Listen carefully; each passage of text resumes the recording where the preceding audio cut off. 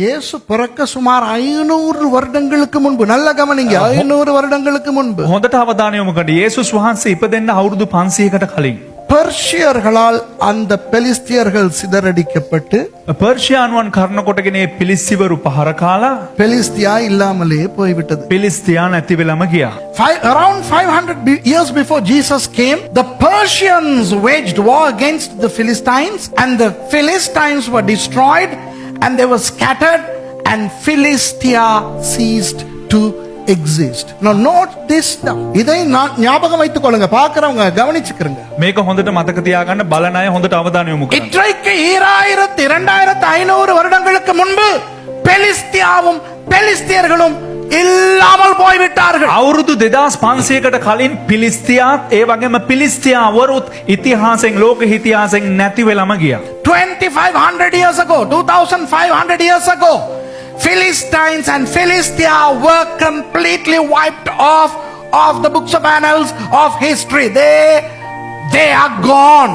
பிற்பாடு පසුව கிபி 70 ரோமர்கள் இஸ்ரவேலர்களை அடித்து துரத்தினார்கள் அல்லவா?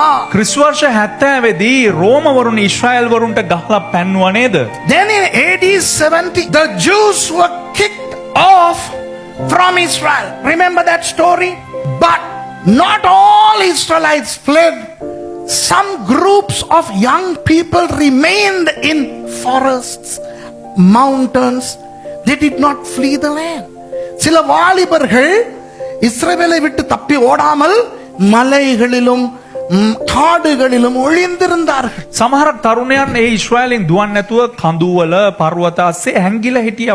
கிபி 132 ஆண்டில் எழுதிக்கிறங்க. ක්‍රිස්තු වර්ෂ 132. Okay, in 132 BC, if you want, you can write this down and do a cross check to see if I am telling the truth.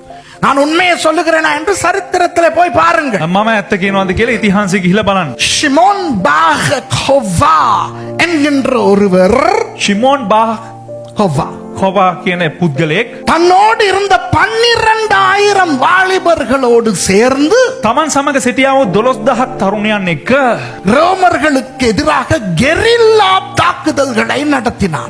රෝමවරුන්ට විරුද්ධව ගරිල්ලා යුද්ධ පවත්වුවා. In 132 AD, okay? That was what? In AD 70 they were kicked out. Now we are talking about 132 AD.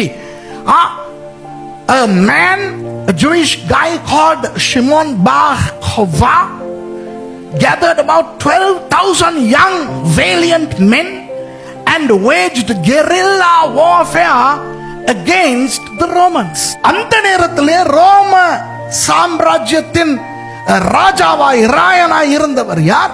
ඒ කාලේ ඇවිල්ලා රෝම අධිරාජ්‍ය බවට කටයුතු කළේ කවුද? Who was the Roman emperor? Emperor Hadrian, who commenced his rule in 117 AD and ran all the way to 136 AD. 117 ஆண்டிலே ஹேட்ரியன் என்பவர் ரோம அரசரானார். ඒ කාලේ හේඩ්‍රියන් කියන පුද්ගලයා රෝම අධිරාජ්‍ය බවට පත් වුණා. ක්‍රිස්තු වර්ෂ 117 දී 136 வரை அவர் இருந்தார். ක්‍රිස්තු වර්ෂ 136 දක්වා ඔහුගේ පාලනය තිබුණා. அவருடைய காலத்திலே தான் இந்த ஷிமோன் பார் கோவா இந்த கெரில்லா தாக்குதலை நடத்துகிறார். ඔහුගේ කාලේ තමයි මේ ෂිමෝන් බාහ්වා කියන මේ යුදෙව් ජාතිකයා ඒ තරුණයන් එක්ක ගරිල්ලා යුද්ධ පැවැත්වුවා. அதனால் அவருக்கு இந்த யூதர்கள் மேல் பேய் கோபம் வந்தது. ඒ නිසා ඒ රෝම අධිරාජ්‍යයට මේ යුදෙව්වන් කරේ ඉතා දැඩි තරහක් තිබුණා.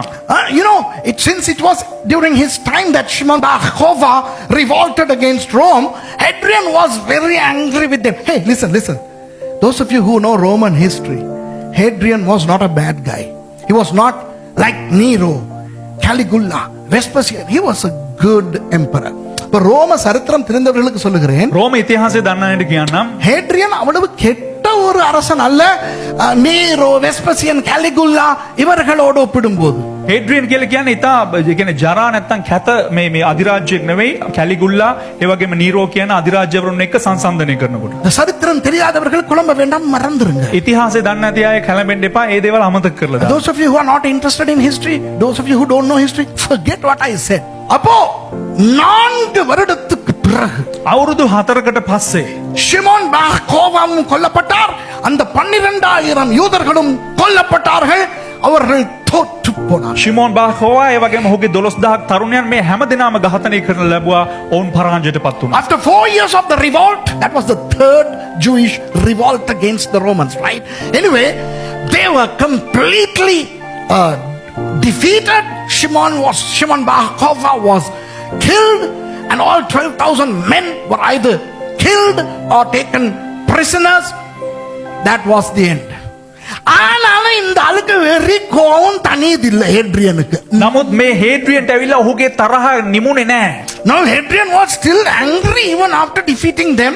So one day he summoned all his ministers.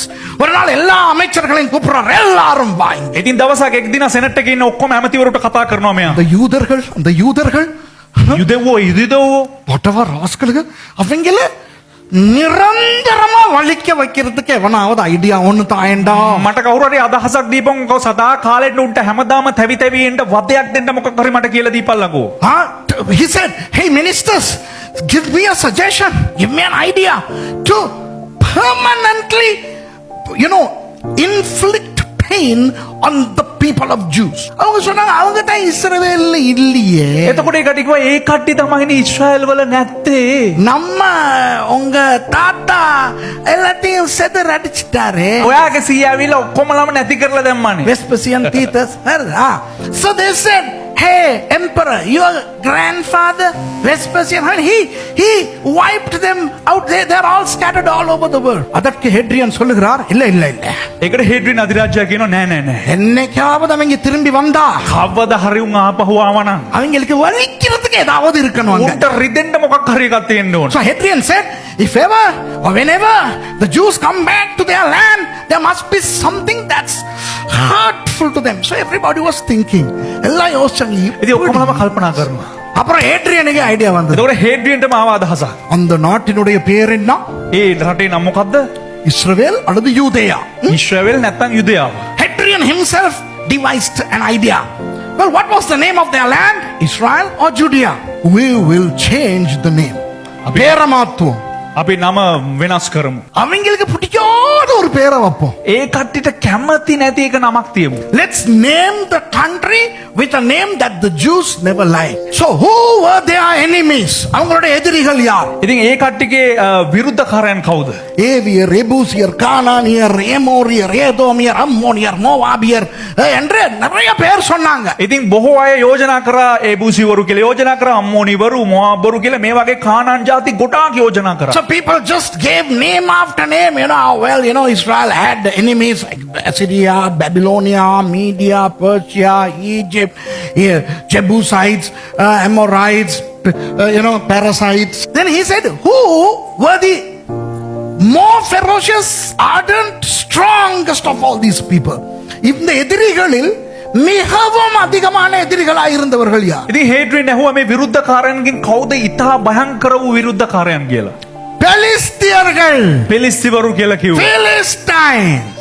Hadrian said, rename the place as the land of Philistines, Palestine. அந்த இடத்துக்கு பேரை மாத்து பலஸ்தீனா. என்ன அர்த்தம்? பெலிஸ்தியர்களுடைய தேசம். ඒ නිසා ආපහු ඔහු කිව්වා ඒ දේශයේ නම මාරු කරන්න පිලිස්තියා දේශය කියලා නැත්නම් පිලිස්තිවරු කියලා ඒ ප්‍රදේශය. இப்போ அங்கே இஸ்ரவேலிலே பாலஸ்தீனர்கள் என்று ஒரு சிலர் வாழுகிறார்களே. දැන් අද ඊශ්‍රායලේ පලස්තීනවරු කියලා එක කොටසක් ජීවත් වෙනවා. Today we know that people called Palestinians live in Israel. They are not Philistines. They never descended from Philistines. They and Philistines have nothing to do with each other. அவர்கள் பெலிஸ்தியர்களும் அல்ல, ඔවුන් පිලිස්තිවරුත් නෙවෙයි. பெலிஸ்தியர்களுக்கும் அவர்களுக்கும் எந்த விதமான தொடர்பும் கிடையாது. පිලිස්තිවරුටත් ඔවුන්ටත් කිසිම සම්බන්ධතාවයක් නැහැ. ஆனால் முட்டாள் உலகத்தை அவர்கள் நம்ப வைக்கிறார்கள், நாங்கள் பெலிஸ்தியர்களின் பரம்பரை என்று. නමුත් මෝඩ වූ ලෝකයට ඒක විශ්වාස කරන්න තියෙනවා අපි පිලිස්තිවරුගේ පරම්පරාවෙන් එන්න පලස්තීනවරු. But they exploit the naivety of the world populace in making them believe that they stemmed or they came from the Philistines.